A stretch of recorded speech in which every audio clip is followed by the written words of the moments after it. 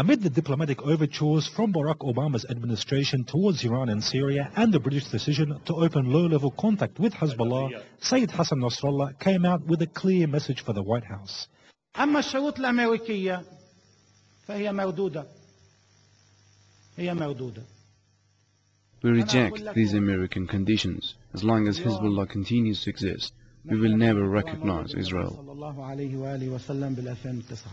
Nasrallah's statements came after Washington stated that it would not hold any dialogue with Hezbollah unless the organization recognized Israel and renounced violence. But in a speech delivered to thousands of Hezbollah followers in Lebanon, Hezbollah's leader said that the new U.S. readiness to talk was due to the failure of America to implement its plans in the region.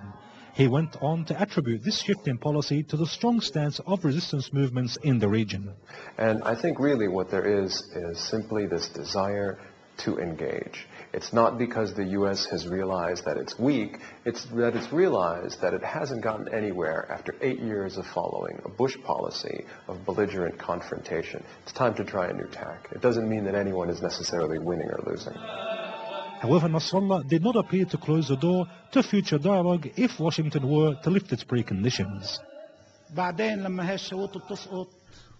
Once these conditions are lifted, then we will consider what steps to take, and Hezbollah itself may have conditions for dialogue. The issue of opening up to the resistance movement sprung to surface after Britain announced that it would open low-level dialogue with the political wing of Hezbollah. The US State Department said that it had not changed its stance regarding Hezbollah and that Britain only indirectly informed the new US administration of the decision ahead of time.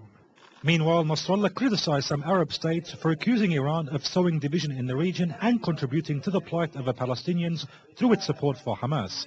He also welcomed recent efforts by the Palestinian factions aimed at forming a unity government and called for unity amongst the Palestinians.